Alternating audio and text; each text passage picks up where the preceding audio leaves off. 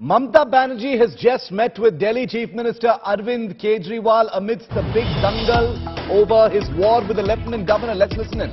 मैं चाहता हूँ इतना वार्मली हम लोगों को वेलकम किया, इतना प्यार, हमेशा दीदी का प्यार मिलता रहता है हम लोगों को, हमारी बड़ी बहन की तरह है दीदी। आज कलकत्ता मेरा इसलिए आना हुआ क्योंकि आप सब लोग जानते हैं जब हमारी 2015 में सरकार बनी थी पहली बार दिल्ली में, जैसे ही हमारी सरकार बनी इन लोगों ने नोटिफिकेशन, केंद्र सरकार ने नोटिफिकेशन पास करके, एक नोटिफिकेशन, सिंपल नोटिफिकेशन पास करके दिल्ली की चुनी हुई सरकार की सारी पावर्स छीन ली कि हम किसी ऑफिसर की ट्रांसफर पोस्टिंग नहीं कर सकते, अगर कोई ऑफिसर गलत काम करे तो हम उसकी डिसिप्लिनरी प्रोसीडिंग नहीं कर सकते, ये सारी पावर हमसे छीन ली। 8 साल तक दिल्ली के लोगों ने संघर्ष किया, हम सुप्रीम कोर्ट गए। 8 साल के संघर्ष के बाद सुप्रीम कोर्ट ने हमारे पक्ष में ऑर्डर किया, दिल्ली की जनता जीत गई। लेकिन जैसे ही ऑर्डर आया सुप्रीम कोर्ट का, 1 हफ्ते के बाद इन्होंने ऑर्डिनेंस लाके जो सुप्रीम कोर्ट का ऑर्डर था उसको उन्होंने पलट दिया, और उस दिन पलटा जिस दिन सुप्रीम कोर्ट वेकेशन पे जा रहा था। इसका मतलब इनके दिल में काला था, इन्हें पता था कि अगर सुप्रीम कोर्ट होता तो अगले दिन उसके ऊपर स्टे लग जाता, तो इनका ऑर्डिनेंस गलत है। इन लोगों ने जिस तरह से डेमोक्रेसी का मजाक बना दिया है, यहां भी 3 तरीके से ये चुनी हुई सरकारों को तंग कर रहे हैं। एक, पहली चीज कि जहां पे बीजेपी की सरकार नहीं बनती वहां ये एमएलए खरीद के सरकार गिरा देते हैं उस पार्टी की और अपनी बीजेपी की सरकार बना लेते हैं। दूसरा, जहां बीजेपी की सरकार नहीं बनती वहां ये ईडी और सीबीआई को इस्तेमाल करके दूसरी पार्टी के एमएलए को डराते हैं, धमकाते हैं, उनको तोड़ लेते हैं और उनकी सरकार गिरा के बीजेपी की सरकार बना लेते हैं।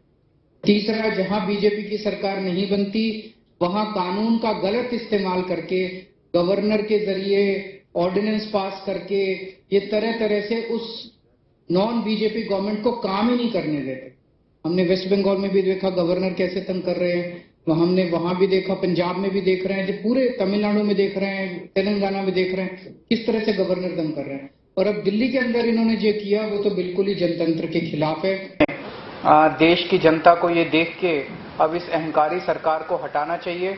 तो एक तो मैं दीदी का शुक्रिया अदा करना चाहता हूं कि राज्यसभा के अंदर इन्होंने कहा कि हम सपोर्ट करेंगे, और मैं समझता हूं कि अगर राज्यसभा में ये बिल गिर जाता है तो ये एक तरह से सेमीफाइनल हो जाएगा 2024 का।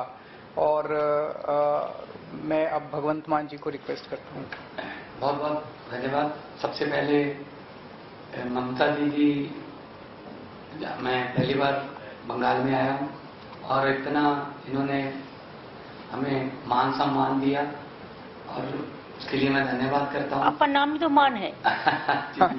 Thank you. और सेंट्रल हॉल में बहुत बार मिलते रहे।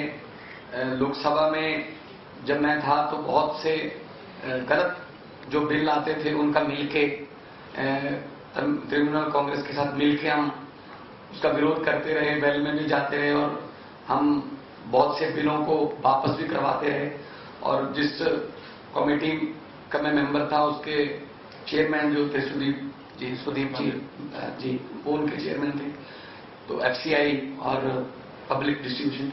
सो बंगाल और पंजाब का बहुत जो रिश्ता है वो बहुत मजबूत है।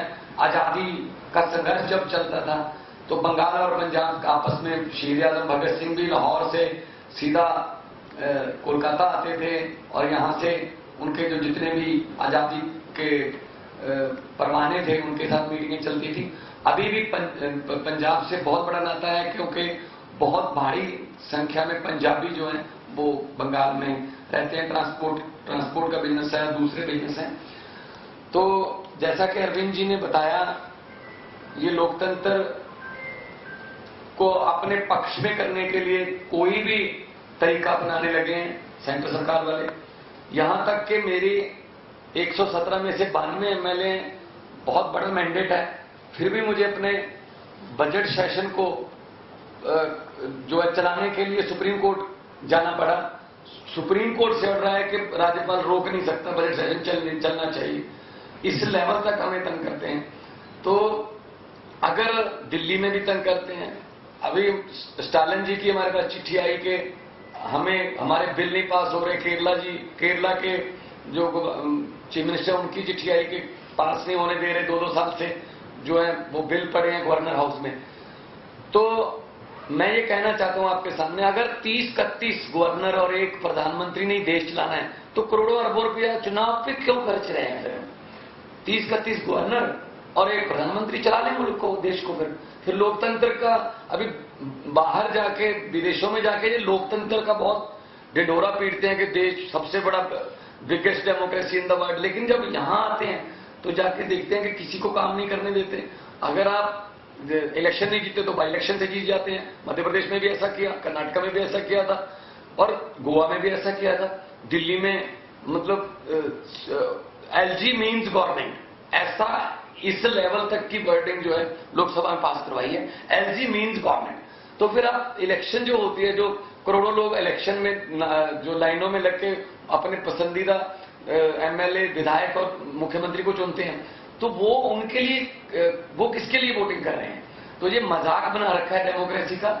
तो ममता दीदी का बहुत धन्यवाद इसलिए भी कि इन्होंने बहुत लड़ाई लड़ी है, बहुत बड़ी बड़ी लड़ाइयां लड़ी हैं और जीती हैं, सफलतापूर्वक लड़ाइयां लड़ी हैं इन्होंने। चाहे वो इलेक्शन हो, चाहे वो सीबीआई की रेड्स का मामला हो, चाहे ईडी का मामला हो।